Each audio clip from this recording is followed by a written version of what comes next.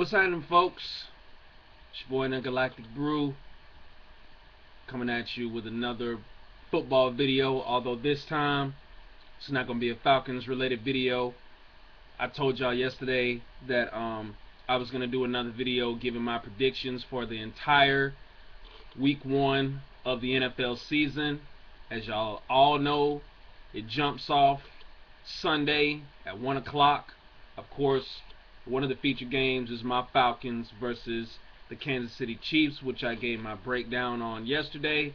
So now I'm going to be breaking down all the other games that are going to be going on for that afternoon. Okay, one of the first games that I want to talk about briefly is the Indianapolis Colts and the Chicago Bears. Okay, basically, this is going to be, where is this going to be at? Let's see. Okay, so they're going to go to Chicago. Okay, that's very interesting. Basically, this is going to be offense versus defense. Andrew Luck is going to make his long-awaited debut in, I think it's Soldier Field, or I think that's the name of it. But anyway, yeah, it's called Soldier Field, the Chicago Bears home stadium. He's going to be making his worldwide debut against the Chicago Bears. Now, some people would say that would be trouble for Andrew Luck. I personally really don't think so. I think it's just going to be a very tough challenge for him. But basically, it's going to be offense versus defense. Now, we all know that the Chicago Bears defense is a very vicious defense. They hit hard, they get pressure on the quarterback, and they know how to create turnovers. Now, basically, one of the main elements in this game is for Luck not to turn the ball over. If Luck can stay away from at least, I'll say, maybe 10 to 15 interceptions, he might have a possibility of upsetting the Chicago Bears. Because this is a fairly young team, y'all. They're on the rebuild. Okay, they got a new head coach, they got new coordinators, all that good stuff. Okay, Chicago has probably only made one coaching change, and that's on the offense. They've got a new offensive coordinator. His name is Mike Tice. I think he used to be the offensive line coach the past couple of years, but now he got recently promoted to offensive coordinator, and he has surprisingly reincarnated this offense. But we'll get to that in a minute. But going back to the Colts, the offense is really going to have to show what they've got, since this is going to be the first real game that they're about to play. I think the best way for Luck in the offense to win this game would be to run the ball. I'd say run the ball.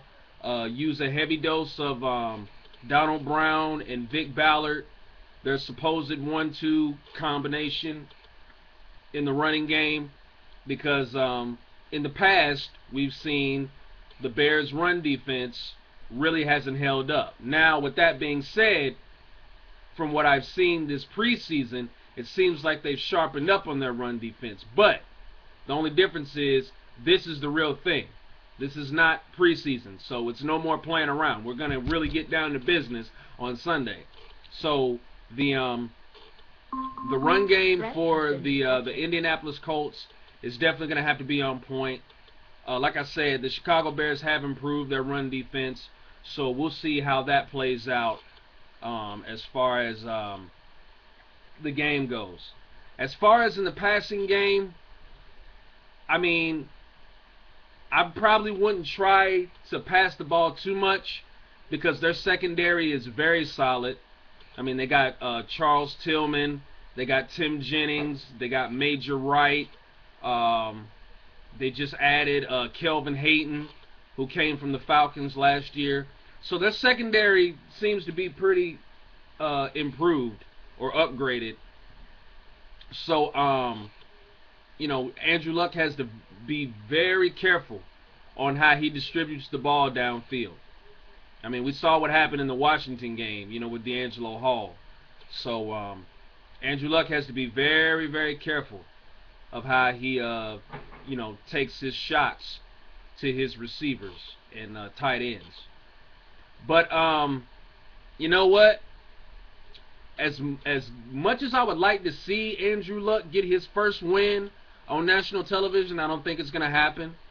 I think the Chicago Bears defense is going to be a little bit too much for him, and that offense. Also, on the Bears, I forgot to mention this. On the Bears offense, real quick, Jay Cutler has found new life. He's got his old buddy back, Brandon Marshall, Big Brandon Marshall, as I like to call him. Seems like Brandon Marshall is happy to play football again. Him and Jay Cutler have looked fantastic throughout the preseason.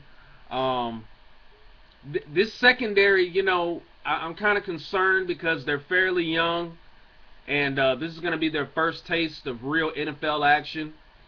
So, I don't know, man. I mean, those Bears receivers, they're pretty big.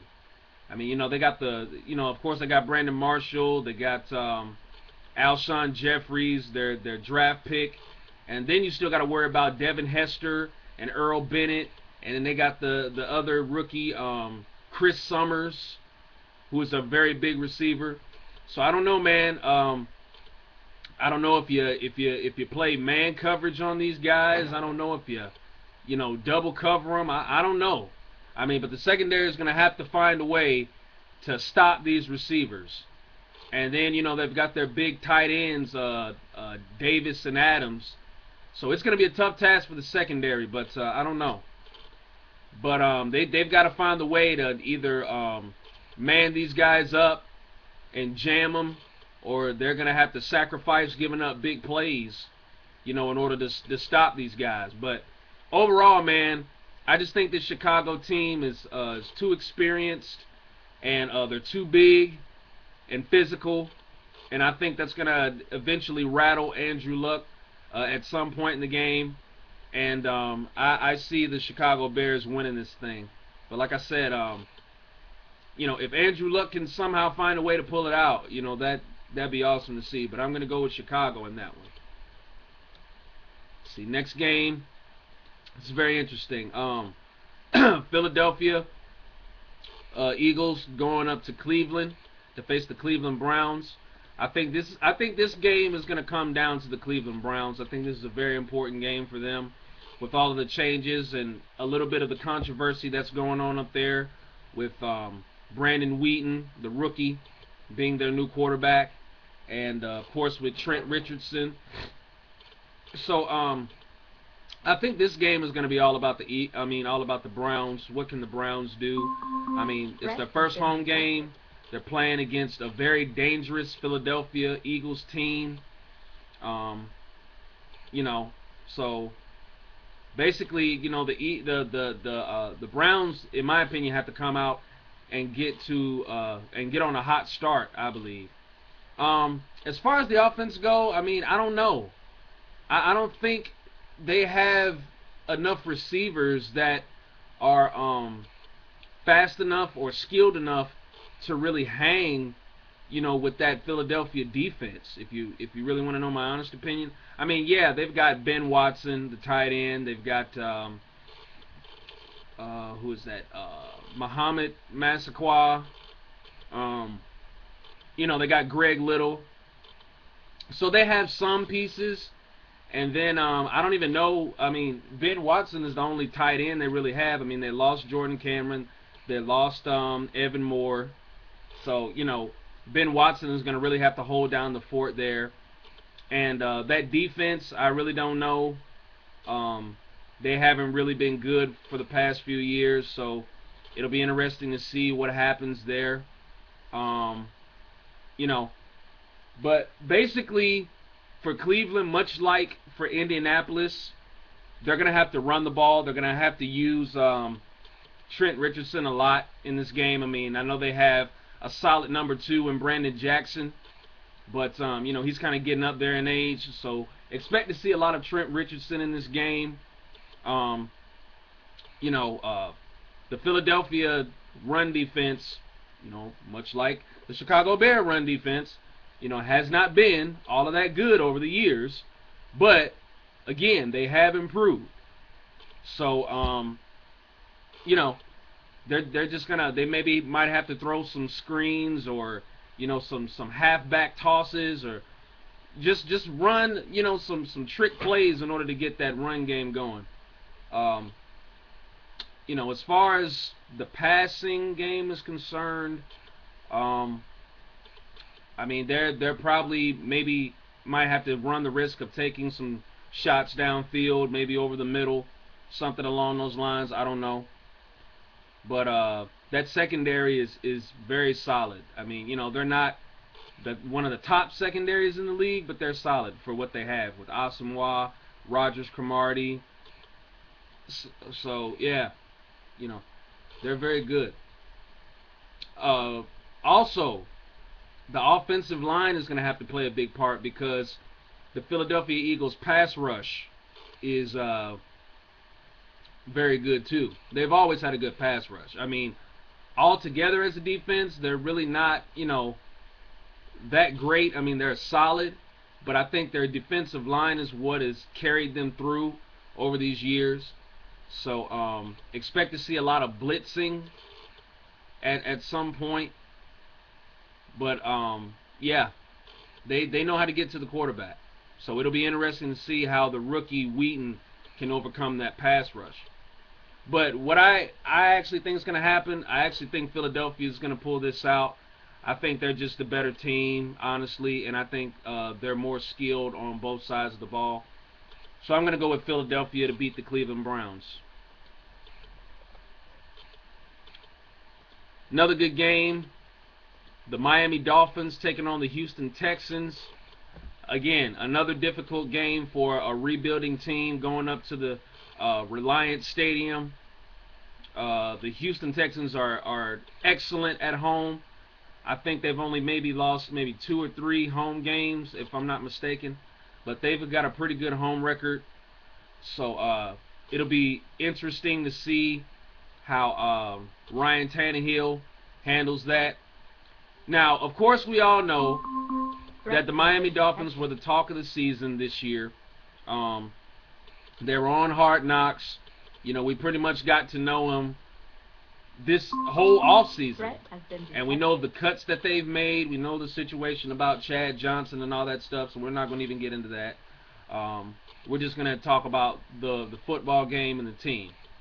Now, much like the Cleveland Browns against the Philadelphia Eagles, this is going to be mostly about what the Dolphins can do, because we know what the Houston Texans can do. They've got a grade A offense. They've got a grade A defense. So we pretty much know what the Houston Texans are going to do. But the question is, how is Miami going to hold up? How is that defense going to fare without Vontae Davis, who in my opinion was one of the more valuable pieces to their defense. So, yeah, we're going to see what that secondary's got. And they're going to have a tough task, covering Andre Johnson, Owen Daniels, Kevin Walter. They've got Keyshawn Martin, their speedy draft pick. So yeah, that's it's gonna be a long day for the Miami boys. As far as offense is concerned, again, I think this first week is gonna be all about the running game. I think it's going to be all about the running game for most of these teams that are not rebuilding, or that are rebuilding, I should say. It's going to be about just using your running backs, and they've got 2 damn good running backs. Miami does. They got Reggie Bush and they got Daniel Thomas. So I think they're going to be looking to run the ball for the most part. It'll be interesting to see how Ryan Tannehill is protected from that high-powered defense led by Wade Phillips. They've got plenty of pass rushers that can get to the quarterback. So it'll be interesting to see how Tannehill is protected. Um, as far as the Houston Texans go, I mean, we know that they're gonna pass the ball for the most part. I mean, of course, they're gonna get Arian Foster and Tate involved, to get them the yardages they need to get into the red zone. But for the most part, Matt Schaub's gonna let it fly to his receivers, and we know that defense is going to be swarming all day, every day. The secondary is gonna be on point. So basically, I mean, I know it sounds obvious, but again, I'm gonna go with the go with the more experienced team, and that's the Houston Texans. I think they're the better team, and I think they got the better skills. So Houston over Miami. And then finishing off here, we've got Jacksonville versus Minnesota. I'm gonna go with Jacksonville here to win this. I don't think Minnesota has really showed me anything on offense and defense. I think Christian Ponder has looked lost out there. It seems like his receivers can't make passes, so that really concerns me. And with this Jacksonville team, even though they're a rebuilding team themselves, they have shown like really good potential this offseason against the Giants and especially against the Saints. Those are the two games that really caught my attention. Their defense, is always good. Their offense has improved. Blaine Gabbert has still got a ways to go, but I think they'll eventually get to the point where they need to get to. Probably just not now. But yeah, I'm gonna go with Jacksonville Jaguars over the Minnesota Vikings. I mean, there's really nothing to say about Minnesota. Let's see. The Jets and the Bills. I'm going to go with the Jets over the Bills. I think the offense will get it together somehow, this season. I think the defense will be improved, and I think they'll eventually find their groove somewhere in the season. Buffalo is never, like Minnesota, really never showed me anything. So yeah, I'm gonna go with the Jets over the Bills. Ooh, New England at Tennessee. Oh man, I would break this game down. I really want to break this game down. Matter of fact, I'm gonna do another video right after this, so y'all stay tuned. So I'm gonna skip over that one. I got Seattle over Arizona. I think Seattle is the better team, offensively and defensively. The Arizona Cardinals have looked nothing but hot pie this preseason, so I'm going to go with Seattle over Arizona. Let's see. San Francisco, Green Bay. I'm going to break that game down in another video, as well as Carolina, Tampa Bay, and Pittsburgh and Denver. So those last few games I just mentioned, I'm going to break those down in other videos. But until then, this has been my first portion of the NFL Week 1 season games, and y'all stay tuned for my next video.